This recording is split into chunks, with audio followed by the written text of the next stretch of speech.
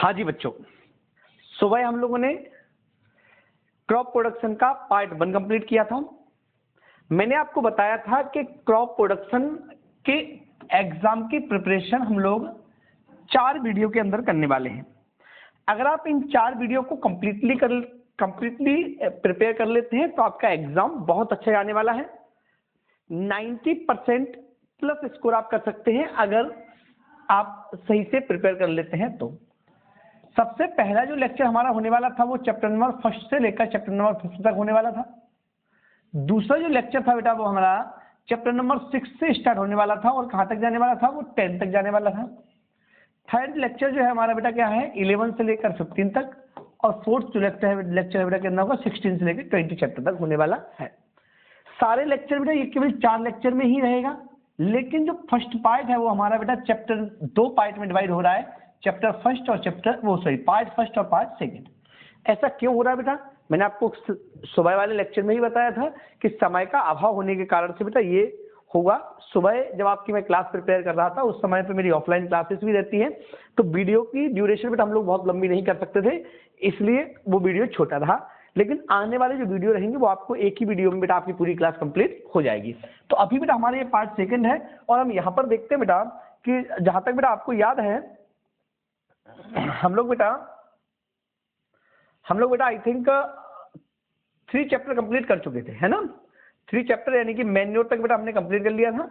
अब आगे हम देखेंगे बेटा कि अगला चैप्टर आपका क्या हो सकता है। ठीक है बेटा, मैन्योर हम लोगों ने कंप्लीट कर लिया था, वर्मी कंपोस्ट फर्टिलाइजर बेटा। चैप्टर नंबर 4 पे बेटा हम लोग आ गए हैं। ठीक है, तो चैप्टर नंबर 4 देखते हैं जल्दी से, समझिएगा बेटा। सारे पॉइंटों को हम लोग 1 बाय 1 समझेंगे, है ना, और कंप्लीट करेंगे।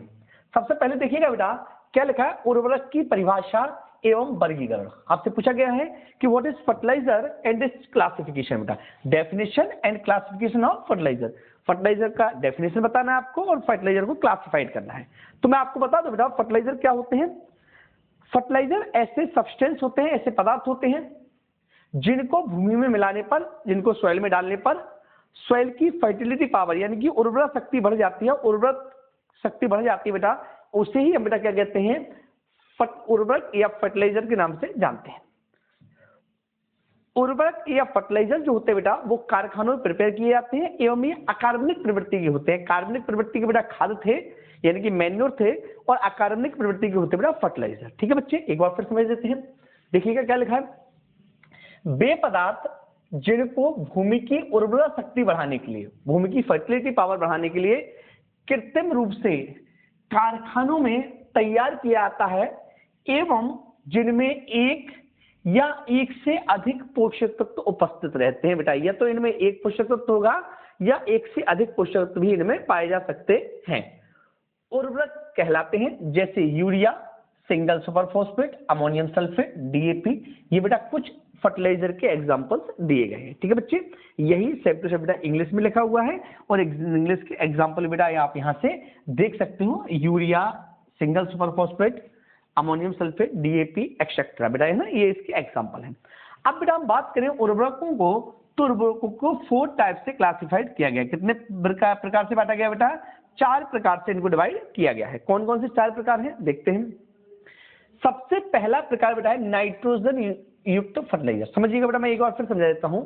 सिंपल सा आपसे कहा है कि फर्टिलाइजर क्या है, तो आप सीधा सा समझिएगा बेटा, ऐसा कोई भी मटेरियल जो खेत में डालने पर खेत की फर्टिलिटी पावर बढ़ा देता है, उसे कारखानों में तैयार किया जाता है, वह मटेरियल बेटा क्या कहलाता है, उर्वरक या फर्टिलाइजर कहलाता है। उर्वरक बेटा हमारे यहाँ पर 4 प्रकार के आपको देखने को मिलेंगे। पहला होगा नाइट्रोजनस फर्टिलाइजर यानी कि नाइट्रोजन धारी उर्वरक। दूसरा होगा फॉस्फोरिक फर्टिलाइजर यानी कि फॉस्फोरस धारी फर्टिलाइजर। तीसरा बेटा पोटासिक फर्टिलाइजर या पोटास धारी उर्वरक, और चौथा होगा कॉम्प्लेक्स फर्टिलाइजर या संयुक्त उर्वरक। तो 4 उर्वरक बेटा आपको मिलेंगे, नाइट्रोजन वाले, फॉस्फोरस वाले, पोटास वाले और कॉम्प्लेक्स। ये 4 आपको पढ़ने हैं। ठीक है बच्चे, तो सबसे पहले देखिएगा नाइट्रोजनस फर्टिलाइजर। तो सिंपल सी बात मेरे बच्चों, ऐसे फर्टिलाइजर जिनमें नाइट्रोजन पाई जाती है, ऐसे फर्टिलाइजर जो सॉइल को नाइट्रोजन प्रोवाइड करवाते हैं, they fertiliser is known as nitrogenous fertiliser. ऐसे फर्टिलाइजर जिनमें नाइट्रोजन पाई जाती है, या हम बेटा ये कहें कि जो मृदा को नाइट्रोजन प्रोवाइड करवाते हैं, उनको नाइट्रोजन युक्त फर्टिलाइजर या नाइट्रोजनस फर्टिलाइजर कहते हैं।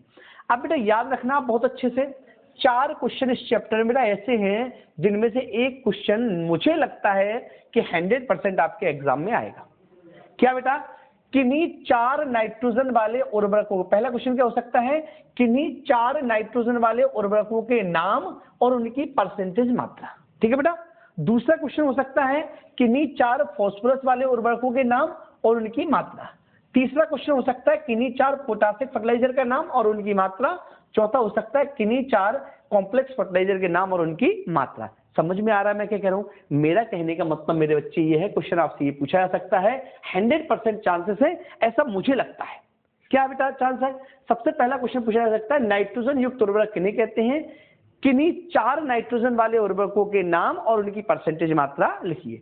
तो नाइट्रोजनस फर्टिलाइजर किन्हें कहते हैं? मैंने आपको बताया सिंपल सी भाषा में, ऐसे फर्टिलाइजर जो नाइट्रोजन प्रोवाइड कराते हैं नाइट्रोजनस फर्टिलाइजर कहलाते हैं। कैसे याद रखना बेटा? ये चीज आपको याद रखनी है। आप एक टेबल बनाओगे जहां पे लिखो उर्वरक का नाम और नाइट्रोजन। यूरिया बेटा कितना? 46% नाइट्रोजन है। अमोनियम सल्फेट में बेटा कितना है? 20.6% नाइट्रोजन है। सोडियम नाइट्रेट में 16% है। कैल्शियम नाइट्रेट में 15.5% है। कैल्शियम साइनाइड में 21% है। और calcium ammonium sulphate can, calcium ammonium nitrate है बेटा, कैल्शियम अमोनियम नाइट्रेट बेटा, है ना, इसको बोलते हैं can, calcium ammonium nitrate can. तो कैन में बेटा कितना है? 25%। तो ये चीज बेटा आपको याद रखनी है, याद रखनी है, क्योंकि 4 नंबर का एक क्वेश्चन पक्का है। ऐसे बच्चे जो कह रहे थे तो 4 नंबर के क्वेश्चन बता दो, तो 4 नंबर का बेटा ये क्वेश्चन पक्का है, 100% आएगा एग्जाम में। ठीक है बच्चे। दूसरा बेटा स्क्रीनशॉट ले लो जल्दी से। दूसरा बेटा सेम फॉस्फोरस युक्त फर्टिलाइजर, तो हमने आपको बताया ऐसे उर्वरक जिनसे फास्फोरस मिलता है फॉस्फेटिक फर्टिलाइजर कहते हैं। ये बेटा आपको याद रखना पड़ेगा। याद रखने का तरीका, सिंगल सुपर फॉस्फेट में 16%। अब सिंगल को डबल कर देंगे बेटा, डबल कर देंगे।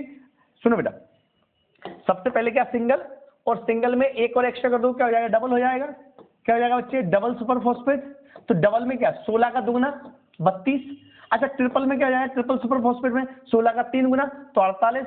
अब 48 से बेटा यहाँ 46 से 48 याद रखना, बस इतना सा याद करना है। 3 तो याद हो गए, मैं फिर बता दे रहा हूँ। सिंगल में 16, तो डबल में 32, तो ट्रिपल में 48, लेकिन 48 की जगह बेटा कितना रखना है? 46 से लेकर 48।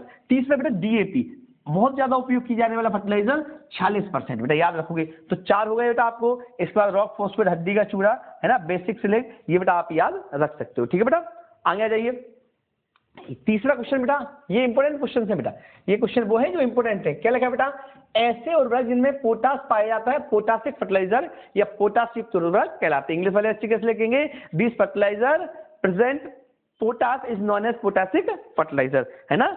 तो कितने बेटा इनका याद रख लोगे? Potassium chloride, potassium sulphate, potassium nitrate और पोटेशियम कार्बोनेट। इसके बाद लकड़ी की राख बेटा, ये याद रख सकते हैं, लेकिन बेटा लकड़ी की राख बेटा याद मत रखना, आप ऊपर वाले 4 याद रख लेना बेटा, है ना। ये 4 ही पूछे जाएंगे आपको एग्जाम में और 4 आपके यहाँ पर हो गए हैं। क्लियर है बच्चे? आगे देखो बेटा, संयुक्त उर्वरक, जटिल उर्वरक या यौगिक उर्वरक, यानी कि complex fertiliser, combined fertiliser, complex fertiliser बेटा इसको इंग्लिश में भी कॉम्प्लेक्स ही कहते हैं, तो आप कॉम्प्लेक्स याद रखना। जनरली कॉम्प्लेक्स लिखा हुआ मिलेगा आपको। क्या लिखा हुआ मिलेगा बेटा? कॉम्प्लेक्स। तो कॉम्प्लेक्स फर्टिलाइजर क्या होता है? देखिएगा बेटा, दीज फर्टिलाइजर विच कंटेन 2 और more than 2 nutrients is called complex fertilizer, these are also called complex fertilizer और compound fertilizer। बात वही बेटा, इनको बेटा जटिल उर्वरक या संयुक्त उर्वरक के नाम से जानते हैं। सिंपल सी बात, ऐसे उर्वरक जिनमें 2 या 2 से अधिक मुख्य पोषक तत्व पाए जाते हैं, जिनमें 2 या 2 से अधिक प्राइमरी प्लांट न्यूट्रिएंट्स पाए जाते हैं बेटा, उनको हम क्या कहते हैं? कॉम्प्लेक्स फर्टिलाइजर के नाम से जानते हैं। देखिएगा बेटा, ये आपको याद रखना है, मैंने आपको बता दिया है, ये ऐसे कॉम्प्लेक्स फर्टिलाइजर हैं। ये मैंने आपको कहा 4 नाम आपको याद रखने हैं। कॉम्प्लेक्स बेटा क्यों हो गए? इसमें नाइट्रोजन भी है, इसमें फॉस्फोरस भी है। 2 हो गए बेटा, 2 या 2 से ज्यादा होनी चाहिए। इसमें बेटा नाइट्रोजन भी है, इसमें फॉस्फोरस भी है, इसमें नाइट्रोजन भी है, फॉस्फोरस भी है और पोटास भी है। ठीक है बेटा, नाइट्रोजन, फॉस्फोरस, पोटास। तो इसलिए बेटा इनको हम क्या कहते हैं? इनको हम कॉम्प्लेक्स कहते हैं बेटा। कॉम्प्लेक्स मतलब ऐसे फर्टिलाइजर जिनमें 2 या 2 से ज्यादा न्यूट्रिएंट्स मिलेंगे, प्लांट न्यूट्रिएंट्स मिलेंगे, उनको कॉम्प्लेक्स फर्टिलाइजर के नाम से जाना जाता है। आगे देखिए बेटा, मिश्रित उर्वरक। सुनो बेटा, यहाँ पे समझो बेटा, यहाँ पे समझो बेटा, यहाँ पे एक कॉम्प्लेक्स फर्टिलाइजर है, एक फर्टिलाइजर होता है बेटा मिक्स्ड फर्टिलाइजर। कौन सा फर्टिलाइजर होता है बेटा? मिक्स। कौन सा होता है बेटा? मिक्स्ड। समझिएगा बेटा, इसमें बहुत ज्यादा कंफ्यूजन बच्चे को होता है। कई बार बच्चे कॉम्प्लेक्स फर्टिलाइजर को ही मिक्स फर्टिलाइजर समझ लेते हैं, जबकि ऐसा नहीं है। कॉम्प्लेक्स फर्टिलाइजर का ऐसा फर्टिलाइजर होता है जिसमें एक ही फर्टिलाइजर में 2 या 2 से ज्यादा पोषक तत्व पाए जाएं, तब उसको बेटा कॉम्प्लेक्स फर्टिलाइजर कहा जाता है। लेकिन फसलों को बोने से पहले दो फर्टिलाइजर थे जो अलग अलग थे, मार्केट से अलग अलग लेके आया अपन को, लेकिन किसान अपने खेत में डालने से पहले जब आपस में मिलाता है तब बेटा उनको कहा जाता है मिक्स फर्टिलाइजर। जैसे आपने देखा होगा बेटा, हम लोग गेहूं या सरसों की बोनी करते हैं या सोयाबीन लगाते हैं, कुछ भी लगाते हैं, तो जब पोषक तत्व देते हैं तो उसमें यूरिया और डीएपी दोनों साथ में मिला के बोते हैं। तो यूरिया और डीएपी, तो यूरिया नाइट्रोजनस हो गया, डीएपी कॉम्प्लेक्स हो गया या फॉस्फेटिक हो गया, तो दो फर्टिलाइजर को हम लोगों ने साथ में मिलाया, इसका मतलब है मिक्स फर्टिलाइजर। जब दो फर्टिलाइजर को साथ में बोने से पहले मिलाएं, दुकान से मिले हुए नहीं आए हैं लेकिन बोने से पहले आपने मिलाया, इसको मिक्स्ड बोलते हैं। और दुकान से मार्केट से मिले हुए बोरी में पैक आए हैं या कच्चे में पैक आए, इसको बेटा कॉम्प्लेक्स कहा जाता है। क्लियर सी बात है बेटा।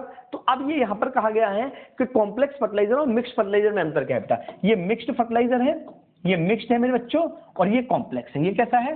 कॉम्प्लेक्स। तो देखिए बेटा क्या अंतर है कॉम्प्लेक्स में और उसमें।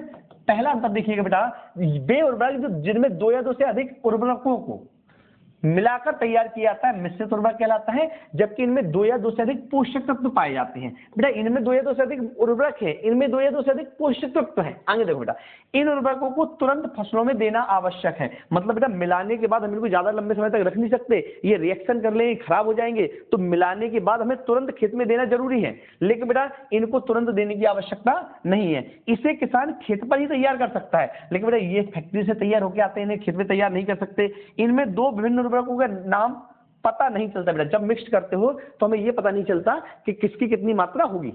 जब जनरली आपने मिला के रख लिया, आपको तो पता है आपने कितनी मात्रा मिलाई, लेकिन कोई अन्य व्यक्ति ये पता नहीं कर सकता कि इसमें कितना मात्रा किसकी है। लेकिन जबकि कोई जटिल उर्वरक होगा तो उसमें पहले से पता होगा कि डीएपी है तो कितना होगा, है ना, एनपीके है तो कितना होगा, सुफला है तो कितना होगा, ग्रामोर है तो कितना होगा, ये सब चीजें पता होंगी। आगे देखिएगा बेटा, सेम इंग्लिश में लिखी गई है, इसकी आप स्क्रीनशॉट ले लीजिए, पढ़ लीजिए, कोई समस्या होती है तो मुझसे पूछ लेना। आगे देखो बेटा, बेसल ड्रेसिंग और टॉप ड्रेसिंग समझिए बेटा क्या होती है। बेसल ड्रेसिंग, टॉप ड्रेसिंग, खेत में या फसल में उर्वरक देने की विधि को कहा जाता है बेटा बेसल ड्रेसिंग, या उसी को कहा जाता है टॉप ड्रेसिंग। बस अंतर मेरे बच्चों ये है कि जब फसल आपने नहीं बोई है, फसल बोने से पहले खाली खेत में या हम ये कहें कि भूमि की सतह के नीचे जड़ जोन में, रूट जोन में आप किसी फर्टिलाइजर को देते हैं, तब मेरे बच्चों उसको कहा जाता है बेसल डोज।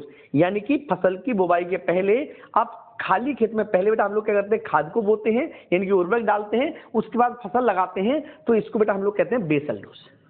लेकिन जब खड़ी फसल में उर्वरक दिया जाए, चाहे वो स्प्रेडिंग मेथड से दिया है, मतलब चाहे वो खेत में हमने फेंक के दिया है, चाहे स्प्रे करके दिया है, वो सारा का सारा टॉप ड्रेसिंग कहलाएगा। खड़ी फसल में देना टॉप ड्रेसिंग।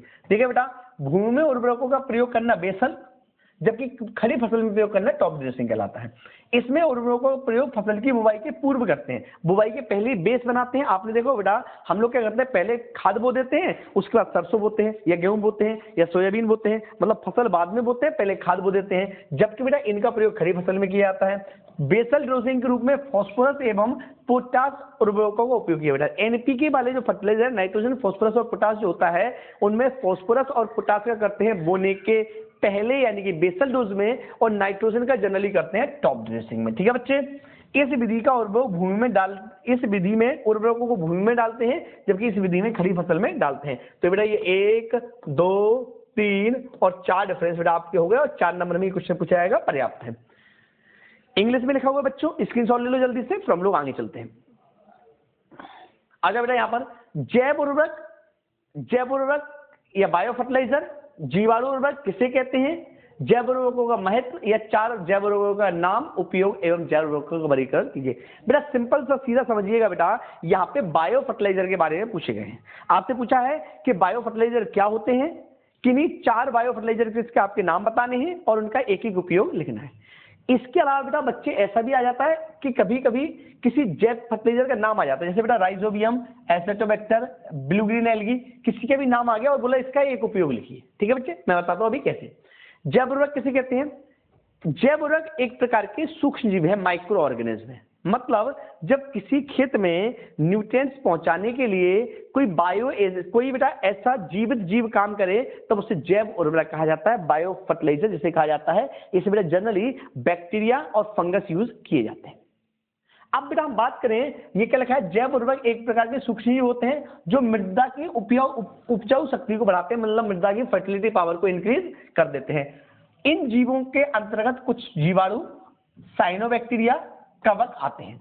यह जीव वायुमंडल की नाइट्रोजन को भूमि में एकत्रित करते हैं एवं भूमि में उपस्थित अम्लीय फास्फोरस को, मतलब अनसॉल्युबल फास्फोरस को सॉल्युबल फास्फोरस में कन्वर्ट कर देते हैं। इस प्रकार के सूक्ष्मजीवों को जैव उर्वरक या जीवाणु उर्वरक के नाम से जानते हैं। क्लियर है बच्चे?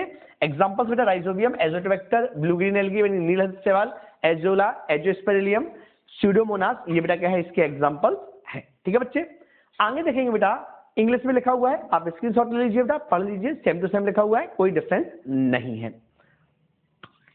जैव उर्वरक का महत्व बेटा, इंपोर्टेंस क्या है बेटा, तो सबसे पहला बेटा ये फर्टिलिटी पावर को इंक्रीज करते हैं। दूसरा बेटा इनके प्रयोग से रासायनिक उर्वरकों की बचत की जा सकती है। मतलब बेटा अगर हम इनका उपयोग करते हैं तो जैविक फर्टिलाइजर, रासायनिक उर्वरकों की बेटा हम क्या कर सकते हैं, बचत कर सकते हैं। ये बेटा वायुमंडल को प्रदूषण नहीं फैलाते और दलहनी फसलों में, राइजोबियम दलहनी फसलों में क्या करता है, नाइट्रोजन स्थिरीकरण का काम करता है। ठीक है बच्चे, तो ये पॉइंट बेटा आप याद रखना जैव फर्टिलाइजर के, बायो फर्टिलाइजर के। अब देखिए बेटा क्वेश्चन ऐसे बेटा सबसे ज्यादा बार ऐसे ही आता है, वो ये कहते हैं निम्न पर टिप्पणी लिखिए, निम्न पर टिप्पणी लिखिए। और बेटा उन्होंने एक राइजोबियम लिख दिया, एक बीजीए लिख दिया, कुछ भी 2 दे दिए या 3 दे दिए, 4 दे दिए, तो आपसे 4 नंबर का पूछा तो सबके बारे में आपको एक एक लाइन लिखनी है। अगर 2 दिए हैं तो सबके बारे में 2-2, 3-3 लाइन लिखनी है, 4 दिए हैं तो सबके बारे में एक एक लाइन लिखनी है। कैसे लिखोगे बेटा, देखो सबसे पहले बेटा राइजोबियम, तो राइजोबियम एक सहजीवी है, यानी कि साइनोबैक्टीरिया है या सिम्बायोसिस बैक्टीरिया है। राइजोबियम बेटा एक सहजीवी है, यह दलहनी फसलों की जड़ों की ग्रंथियों में पाया जाता है। बेटा कहाँ पाया जाता है, जो पल्स क्रॉप होती हैं उनकी रूट नोड में पाया जाता है, मतलब जड़ों में जो गांठें पाई जाती हैं उन गांठों में ये पाया जाता है राइजोबियम। करता क्या है बेटा, यह दलहनी फसलों में नाइट्रोजन स्थिरीकरण करता है, मतलब जो पल्स क्रॉप होती हैं उनमें नाइट्रोजन फिक्सेशन करने का काम करता है। इसके प्रयोग से फसल की पैदावार में 15 से लेकर 40% की वृद्धि होती है बेटा, यानी क्रॉप प्रोडक्शन में, क्रॉप की यील्ड में 15 to 40% की ग्रोथ इससे देखने को मिलती है। एवं रासायनिक उर्वरक, कौन सा रासायनिक उर्वरक, नाइट्रोजन युक्त रासायनिक उर्वरकों की बचत कर सकते हैं, क्योंकि वायुमंडल से नाइट्रोजन बेटा फसलों में डालना है, इसलिए नाइट्रोजन की यहाँ से पूर्ति हो जाती है। ठीक है बच्चे, एजोटोबैक्टर ये भी बेटा क्या है, ये असहजीवी बैक्टीरिया है। सहजीवी बेटा बैक्टीरिया ऐसे होते हैं जो किसी जीव के साथ में रहते हैं, मतलब राइजोबियम जो था वो सहजीवी था, सहजीवी मतलब साथ में जीवित रहने वाला, यानी कि फसलों के जड़ों में रहता था, सहजीवी है। जबकि बेटा ये असहजीवी है, जो असहजीवी है मतलब ये स्वतंत्र रहेगा बेटा, ये कैसा है, स्वतंत्र जीवी जीवाणु है, मतलब इसको किसी फसल की जड़ की जरूरत नहीं है, ये स्वतंत्र रूप से भी रह सकता है। जो मृदा में स्वतंत्र रूप से पाया जाता है, सॉइल बेटा क्या पाया जाता है, फ्रीली पाया जाता है, स्वतंत्र रूप से पाया जाता है, ये किसी के साथ में कोलैबोरेट करते हुए, सामंजस्य बनाते हुए आपको नहीं दिखेगा। यह वायुमंडल की नाइट्रोजन को भूमि में स्थिरीकरण के लिए मृदा की उर्वरा शक्ति को बढ़ाता है। मतलब बेटा ये क्या करता है, ये एटमॉस्फेरिक नाइट्रोजन को फिक्सेशन करता है और हमारी सॉइल की फर्टिलिटी पावर को बढ़ाता है। अब आप ये कहेंगे कि सर जब राइजोबियम ही फर्टिलिटी पावर को बढ़ा रहा था तो फिर हमने ये नया एजोटोबैक्टर क्यों यूज किया? तो बच्चों आप ध्यान देना, राइजोबियम ऐसा बैक्टीरिया है जो दलहनी फसलों की गांठों में पाया जाता है, या बेटा हम ये कहें कि रूट नोड में पाया जाता है, जड़ों की गांठों में पाया जाता है। अब जड़ों में गांठें तो केवल और केवल पल्स में ही बनती हैं, तो ये जो राइजोबियम था वो केवल पल्स के लिए उपयोगी था, दाल के लिए उपयोगी था, जिसमें गांठें नहीं बनती उसके लिए वो है उपयोगी नहीं था। लेकिन एजोटोबैक्टर ऐसा है जो गांठों वाली फसलों में यानी कि पल्स में भी यूज हो सकता है और बिना गांठ वाली फसलों में यानी कि गेहूं, सरसों, गेहूं, उसके बाद धान, मक्का, ज्वार, बाजरा में भी उपयोग हो सकता है। बात समझ में आ गई बेटा? आगे देखिएगा बेटा, यह धान्य फसलों जैसे गेहूं, जौ, ज्वार, बाजरा, मक्का, आलू आदि में नाइट्रोजन फिक्सेशन का काम करता है बेटा। यही सेम चीज इंग्लिश में लिखी हुई है, आप लोग पढ़ लेना, समझा मैंने आपको बहुत अच्छे से दिया है। आगे देखिए बेटा, बीजीए ब्लू ग्रीन एल्गी को साइनोबैक्टीरिया कहा जाता है बेटा। साइनोबैक्टीरिया इसलिए कहा जाता है बेटा क्योंकि ये 2 काम करता है बेटा। ये प्लांट के कैरेक्टर भी शो करता है और बैक्टीरिया के कैरेक्टर भी शो करता है, इसलिए इसे साइनोबैक्टीरिया कहते हैं। ये पानी भरे खेत में होती है। एल्गी बेटा या काई जिसको आप लोग बोलते हो, आपने देखा होगा जहां पर पानी भरी होती है वहां पे ब्लू ब्लू कलर का एक ब्लू ग्रीन कलर का बेटा एक मटेरियल जम जाता है, उसको हम लोग एल्गी या काई कहते हैं या शैवाल के नाम से जानते हैं। तो बीजीए है, ब्लू ग्रीन एल्गी। ये बेटा क्या होता है, धान के खेत में होता है क्योंकि इसको पानी चाहिए और धान के खेत में पानी होता है बेटा। इसके प्रयोग से भूमि की फर्टिलिटी पावर यानी कि उर्वरक शक्ति बढ़ जाती है। धान की फसल में रासायनिक नाइट्रोजन की बचत होती है बेटा, मतलब उर्वरक नहीं देना पड़ेगा आपको। नीरज शैवाल की कई जातियां होती हैं जैसे एनाबिना, नॉस्टॉक नामक ये बेटा ये वैरायटी है, ये बीजीए की है। ठीक है बेटा, ये नाइट्रोजन स्थिरीकरण का काम करती हैं और धान की फसल के लिए अति उपयुक्त जैव शैवाल है, जैव उर्वरक है, मतलब धान की फसल के लिए अच्छा बायो फर्टिलाइजर जो है बेटा वो बीजीए है। ठीक है बच्चे, तो बेटा सारा इंग्लिश हिंदी वाले दोनों बच्चे अच्छे समझ पा रहे होंगे। नेक्स्ट बेटा एजोला। एजोला बेटा क्या है, एजोला एक जलीय फर्न है, फर्न नहीं बेटा फर्न। क्या है बेटा, यह जलीय फर्न है। एजोला एक जलीय फर्न है, मतलब पानी में पाई जाने वाली फर्न है इनकी पत्तियों की गुहाओं में एनाबिना एजोली नामक साइनोबैक्टीरिया पाया जाता है। बेटा इन फर्न की जो पत्तियां होती हैं उनमें एनाबिना एजोली नामक साइनोबैक्टीरिया पाया जाता है। यह धान की फसल में, क्योंकि बेटा ये भी जली है मतलब पानी में होगा, तो बेटा ये क्या कहते हैं, धान की फसल में नाइट्रोजन फिक्सेशन का काम करता है। इसके प्रयोग से रासायनिक नाइट्रोजन की बचत होती है। रासायनिक मतलब नाइट्रोजन का मतलब बेटा जो हम फर्टिलाइजर देने वाले थे उनकी बचत बेटा यहाँ से की जा सकती है। ठीक है, आगे देखो बेटा पीएसबी, फॉस्फोरस सॉल्युबलाइजिंग बैक्टीरिया। इसका पूरा नाम बेटा फॉस्फोरस घोलक बैक्टीरिया या फॉस्फोरस सॉल्युबलाइजिंग बैक्टीरिया। बेटा पीएसबी एक ऐसा बैक्टीरिया है जो मिट्टी में पाई जाने वाली अम्लीय फास्फोरस को विलेय फास्फोरस में कन्वर्ट करता है, मतलब अघुलनशील फास्फोरस को घुलनशील फास्फोरस में कन्वर्ट करता है। जब कभी भी आप बेटा फास्फोरस खेत में डालते हैं तो उपयुक्त करने के बाद प्लांट पहले तो फास्फोरस को यूज कर लेता है, लेकिन कुछ फास्फोरस बिना की यूज की हुई बेटा अम्लीय फास्फोरस में कन्वर्ट हो जाती है, यानी कि अघुलनशील फास्फोरस में कन्वर्ट हो जाती है। तो ये बैक्टीरिया पीएसबी बैक्टीरिया उसी अम्लीय फास्फोरस को विलेय फास्फोरस में कन्वर्ट करता है। ठीक है, जिससे क्या होगा, रासायनिक उर्वरक की बचत की जा सकती है। ये पीएसबी की जो एग्जांपल है बेटा स्यूडोमोनास पीएसबी का एग्जांपल है, ये एस्परजिलस बेटा ये भी क्या है, पीएसबी है, फॉस्फोरस सॉल्युबलाइजिंग बैक्टीरिया है। ठीक है बेटा, क्लियर है।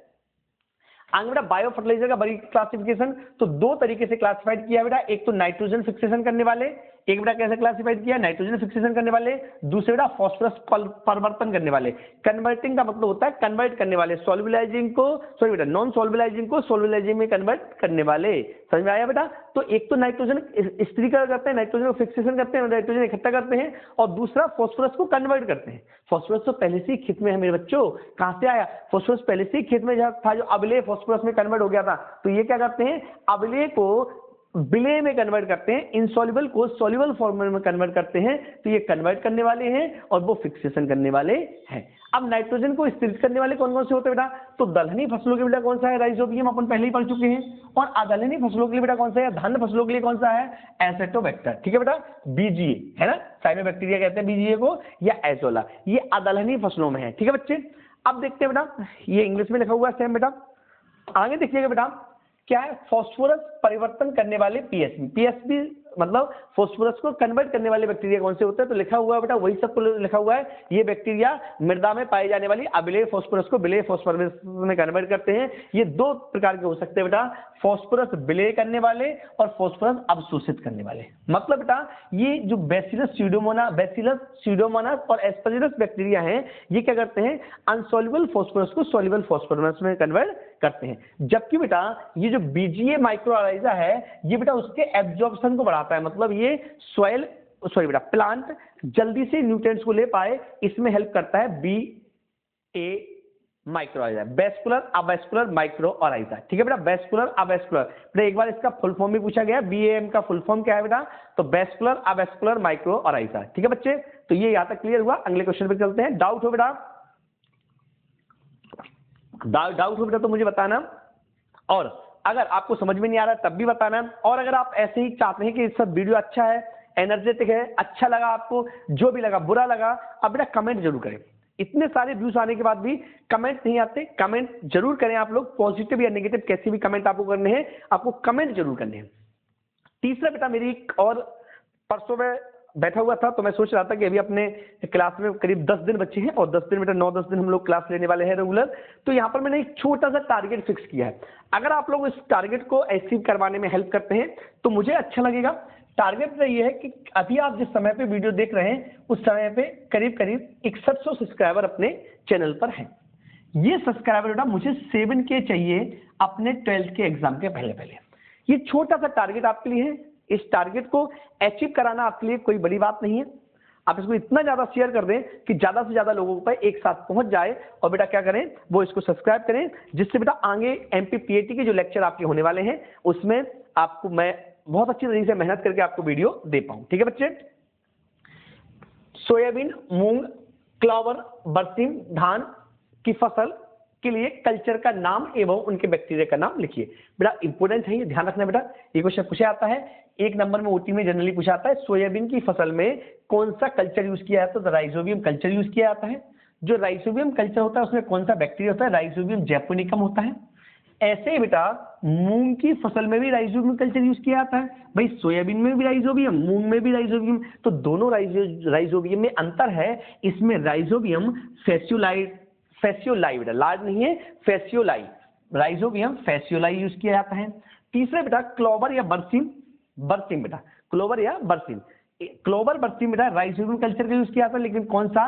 राइजोबियम ट्राइफोलाई है ना बेटा, ट्राइफोलाई। बेटा ये याद रखना है, आपसे पूछे जा सकते हैं। धान में बेटा नील हरित शैवाल, ब्लू ग्रीन एल्गी यूज करते हैं जो एक साइनोबैक्टीरिया है बेटा। तो इस चीजों का आप याद रखेंगे। ठीक है बच्चे। आगे बेटा सेम इंग्लिश में दिया गया है, आप स्क्रीनशॉट ले सकते हैं। आगे देखिए बेटा, जैव पौध संरक्षण से आप क्या समझते हैं? बेटा ये चैप्टर नंबर 5 हमारा आ गया, लास्ट चैप्टर है और क्वेश्चन नंबर भी 26 पे हम पहुंच गए हैं। 35 क्वेश्चन थे तो खत्म करने वाले हैं जल्दी से। क्या है बेटा?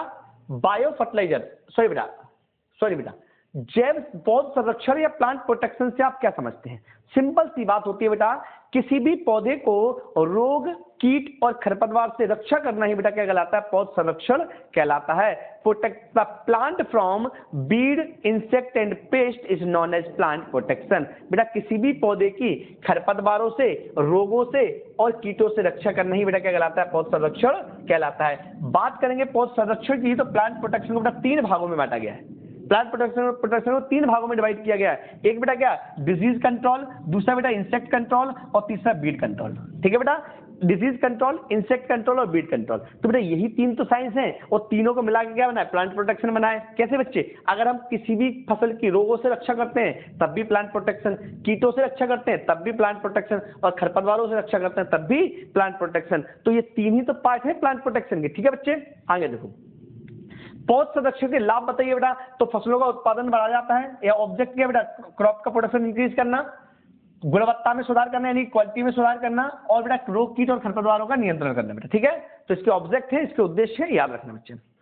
नेक्स्ट बेटा खरपतवार की परिभाषा एवं विशेषताएं आपसे पीछे पूछी गई बेटा कि define weed and its characteristic. बेटा बीट क्या होते हैं बेटा? खरपतवार ऐसे अवांछित पौधे होते हैं। खरपतवार ऐसे अवांछित पौधे हैं, अवांछित मतलब जिनकी हमने वांछित नहीं किया था, मतलब जिनकी इच्छा नहीं की थी, बिना इच्छा के ही जो उग गए हैं, जो ग्रो कर गए हैं। तो ऐसे अवांछित पौधे जो किसी खेत में बिना बोए उगते हैं एवं फसलों को लाभ की तुलना में हानि ज्यादा पहुंचाते हैं, ऐसे पौधे को बेटा हम क्या कहते हैं? बीड के नाम से जानते हैं। क्या लिखा बेटा?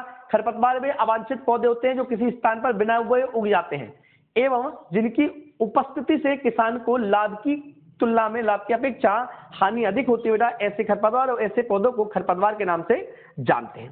ठीक है बच्चे, विशेषताएं क्या होती है बेटा? तो खरपतवार ज्यादा संख्या में बीज पैदा करते हैं। ये खरपतवार की विशेषता है बेटा।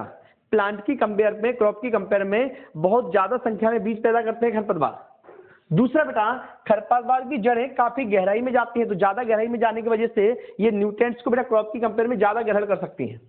इनके बीजों में अंकुरण क्षमता ज्यादा लंबे समय तक बनी रहती है, बहुत पुराने बीज भी इनके अंकुरित हो सकते हैं। खरपतवार बेटा प्रतिकूल मौसम में भी फलने फूलने की क्षमता रखते हैं, जब मौसम अनुकूल ना हो। जैसे आपने देखा हो बेटा कई सारे खेतों में गर्मी के मौसम में भी जब फसल सूख जाएगी, लेकिन कुछ खरपतवारों में आपको फलते फूलते दिखाई दे जाएंगे। खरपतवारों के बीज बहुत हल्के होते हैं, अतः इनका वितरण आसानी से हो जाता है, यानी कि एक स्थान से दूसरे स्थान तक डिस्ट्रीब्यूट बहुत आसानी से हो जाते हैं, बहुत जल्दी पहुंच जाते हैं। तो ये बेटा इनकी क्या है? विशेषताएं हैं।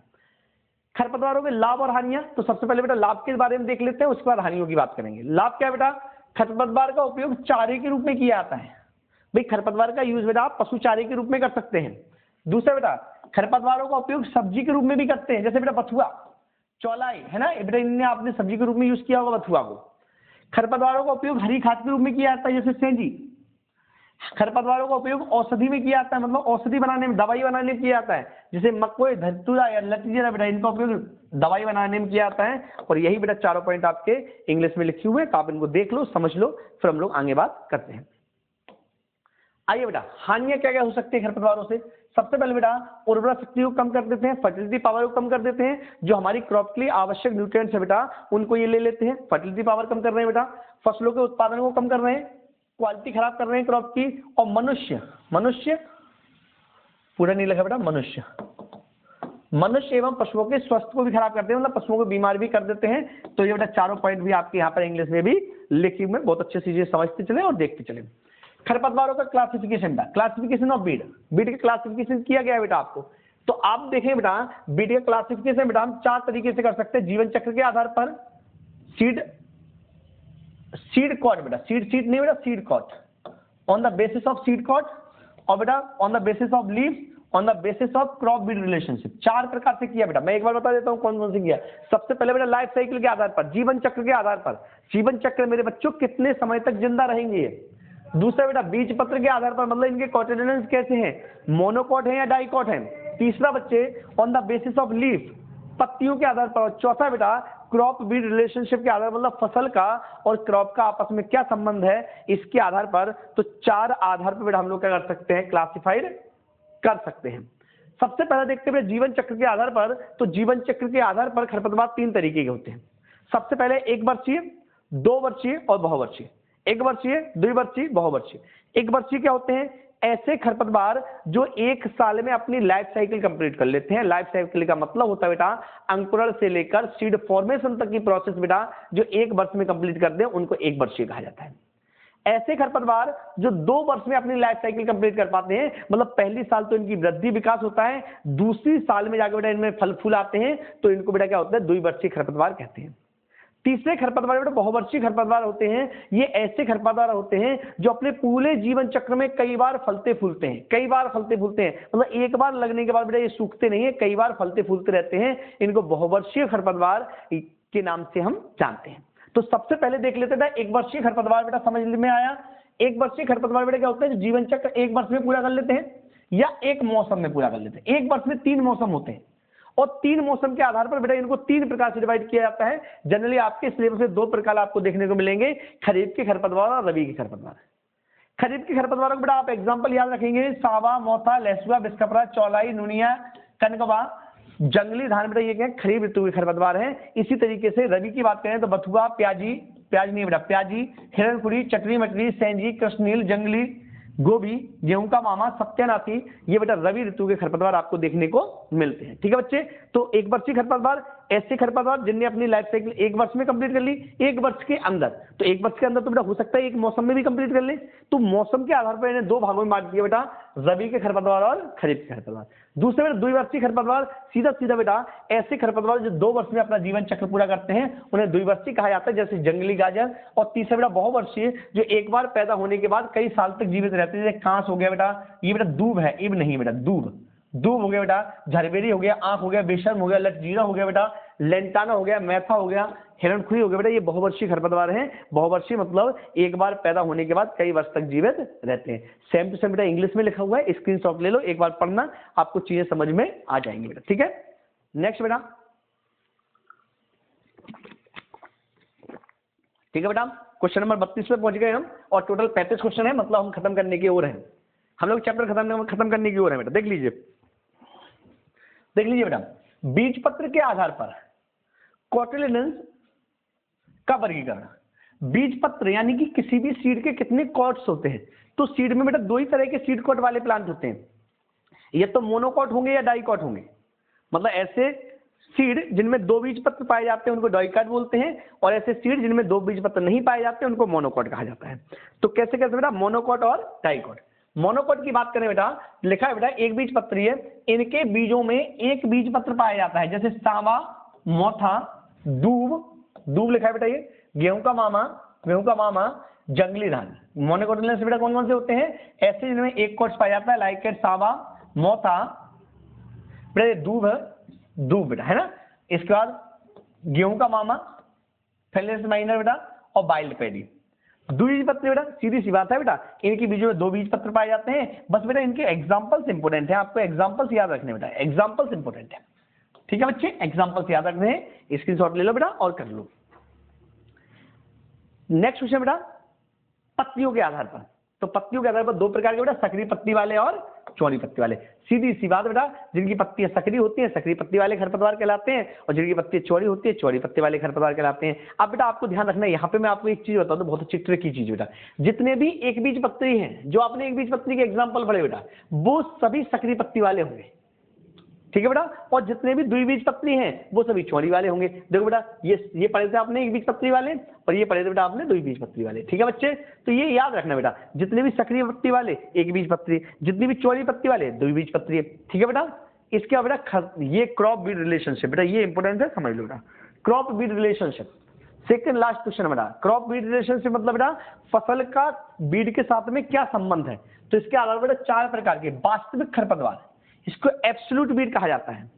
वे खरपतवार जिनको उगने से सदैव फसल को हानि ही होती है बेटा, उन्हें हम एब्सोल्यूट खरपतवार के नाम से जानते हैं। जैसे बेटा इसमें कौन सा आता है, बथुआ आ जाता है बेटा, बथुआ आ जाता है, इनमें बेटा सारे खरपतवार आ जाते हैं। जितने भी खरपतवार बेटा आपने यहाँ पढ़े थे, जितने भी खरपतवार पढ़े थे, सामा, मोथा, गेहूं का मामा, बथुआ, लहसुआ, चौलाई, इसे सब आ जाते हैं, सारे एब्सोल्यूट खरपतवार हैं। लेकिन बेटा संबंधित खरपतवार क्या होते हैं या रिलेटिव बीड क्या होते हैं, जब किसी एक क्रॉप में किसी दूसरी क्रॉप का पौधा निकल आता है तब उसको बेटा रिलेटिव बीड कहते हैं, ये संबंधित खरपतवार कहते हैं। जैसे गेहूं के खेत में सरसों का पौधा, बेटा हमने खेत में गेहूं बोया है लेकिन उसमें सरसों का प्लांट निकल आया है, तो एक फसल में दूसरी फसल का पौधा निकलने बेटा कहता है रिलेटिव बीड कहलाता है, ये संबंधित खरपतवार कहलाता है। तीसरा बेटा रोग्य, रोग नहीं है, रोग्य है बेटा, ये ऐसे लिखना रोग्य, रोग्य। तो रोग्य बीड क्या होते हैं, जब किसी फसल में उसी फसल की दूसरी वैरायटी का प्लांट निकल आता है। कोई एक फसल है, उस फसल में उसी फसल की दूसरी वैरायटी का प्लांट निकला है बेटा,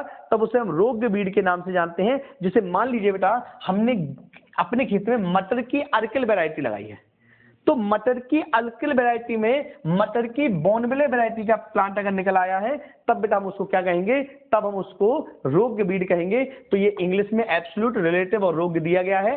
स्क्रीनशॉट लेके एक बार पढ़ लें बेटा, आपका कंप्लीट हो जाएगा। इसके बाद बेटा ये है 35 नंबर क्वेश्चन, यानी कि हमारा आज का क्वेश्चन लास्ट, और बेटा आज हमारा सिलेबस होगा इसके साथ में कंप्लीट। क्या है बेटा, सबसे पहले देखिएगा यहाँ पे दिया है बेटा शाकीय खरपतवार, यानी कि बेटा शाकीय खरपतवार, काष्टिक खरपतवार और सेजिस खरपतवारों के बारे में आपको बताना है। तो सबसे पहले शाकीय खरपतवार देख लेते क्या होते हैं।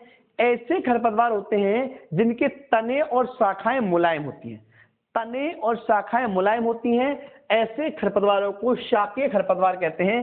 जैसे बथुआ, हिरणखुरी, कनकवा, सेंजी, सावा, दूबघास, ये बेटा सब क्या है, शाकीय खरपतवार है। लेकिन बेटा काष्टिक खरपतवार का मतलब बेटा क्या है, वे खरपतवार जिनके तने कठोर एवं काष्टीय होते हैं, बुडी होते हैं, तने बेटा कठोर होते हैं और काष्ट होता है यानी कि बुड होती है, लकड़ी पाई जाती है, इन्हें काष्टीय खरपतवार कहते हैं। इनमें बहुवर्षीय झाड़ियां आती हैं, ये जंगली पेड़ आते हैं, जैसे बेशर्म हो गया, लेंटाना हो गया, आंख हो गया बेटा, झरबेरी हो गया, यहाँ बेटा एक होता है झरबेरी।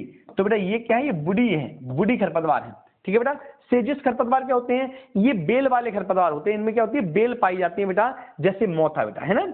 इन श्रेणी में एक वर्षीय और बहुवर्षीय खरपतवार अपनी वृद्धि बोट, बल्ब, ट्यूबर या राइजोम से करते हैं बेटा है ना, उनको सेजिस कहा जाता है। ये भूमिगत रहते हैं, जमीन के अंदर अपनी ग्रोथ करते हैं बेटा, इनको हम क्या कहते हैं, सेजिस के नाम से जानते हैं। तो बेटा देखिएगा बेटा हर्बेसियस यानी कि बेटा हमने बोला शाकीय खरपतवार, बुडी खरपतवार यानी काष्टिक खरपतवार और सेजिस खरपतवार बेटा। तो सबके एग्जाम्पल सब कुछ सामने दिया गया है, स्क्रीनशॉट ले ले बेटा, अच्छे से पढ़ाई करें। और इसी के साथ साथ बेटा हम लोग क्या करते हैं, अपना जो हमारा फर्स्ट पार्ट होने वाला था यानी चैप्टर नंबर 1 से लेकर 5 तक होने वाला है, उसका पार्ट बी हम लोग कंप्लीट कर चुके हैं। उसके अगली सीरीज में बेटा हम लोग 2nd, 3rd और 4th फोर्थ पार्ट कंप्लीट और करने वाले हैं। लेकिन बेटा 2 बातें मैंने आपको कही हैं, जो बच्चे अभी तक जुड़े हुए हैं, मतलब वही अभी तक जुड़े हुए हैं जिनको बहुत अच्छे से मेरा वीडियो देखना था, बहुत अच्छे से समझना था, तो बेटा 2 टारगेट, एक तो बेटा 7K वाला टारगेट आपको एग्जाम के पहले तक पूरा कराना है, दूसरा बेटा आपको कमेंट करके हमें ये बताना है कि आपको वीडियो कैसा लगा। ठीक है बच्चे, तो एग्जाम के लिए बेटा आपको बहुत सारी शुभकामनाएं, मिलते हैं कल नए वीडियो के साथ में, तब तक के लिए टेक केयर, बाय बाय।